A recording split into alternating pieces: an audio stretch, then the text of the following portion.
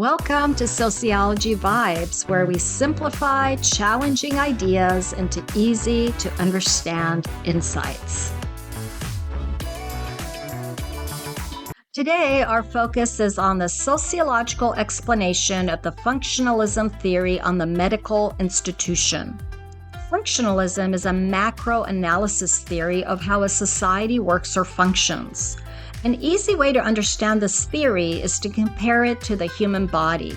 Just as the human body is made up of different organs and systems like the heart, lungs, digestive, or reproductive systems that work together to maintain a body's homeostasis, society works in the same general way.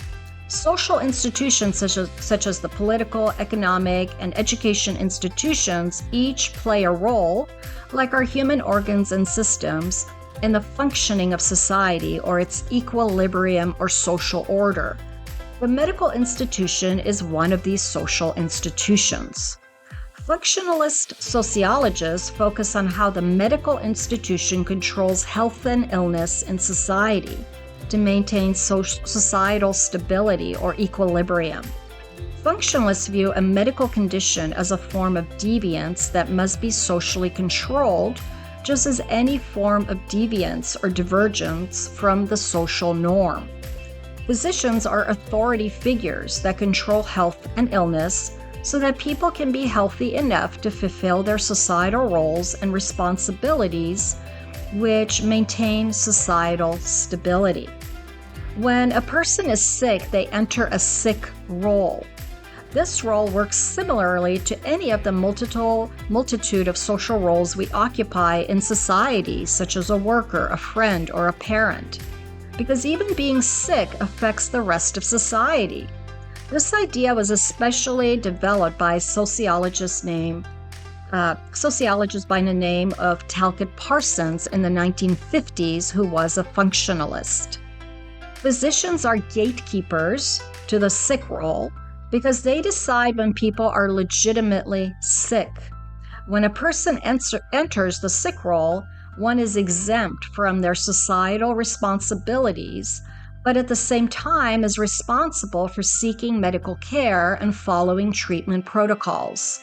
This ensures that the person returns to their normal social roles that then help maintain societal stability. Functionalists see health as an important institution to the stability of society. When people are healthy, they can go to work, care for others, and contribute to the economy and community life. Healthcare systems, doctors, nurses, and even health insurance are all seen as parts of a society that keep people functioning so society can maintain social order. For example, if many people in a town get sick, schools may close, businesses suffer, and hospitals fill up. The COVID-19 pandemic was an example of how quickly a society can go into a state of dysfunction when a large number of people become ill. Similarly, if one person gets sick in a family, someone else might have to miss work or take on extra caregiving roles. From this point of view, illness isn't just an individual medical condition, it is a societal one. Functionalists believe that when too many people are sick, especially if they're not getting care or not following the sickrole, this creates societal dysfunctions.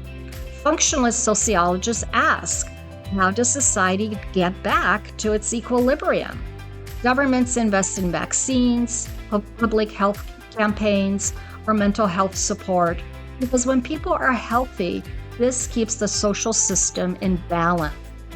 While the functionalism theory tends to explain how stability is made in society, criticism of this theory is it does not sufficiently explain why some groups get sick more than others, or why not everyone has equal access to care. With that said, the functionalist theory on the medical institution helps us understand why employers ask employees for doctor's notes after only taking a few sick days. The theory emphasizes health and illness is not just about individual choices, Rather, there are cultural norms and roles that we are expected to follow and abide by for the collective good of society. And this makes sociology fascinating, don't you think?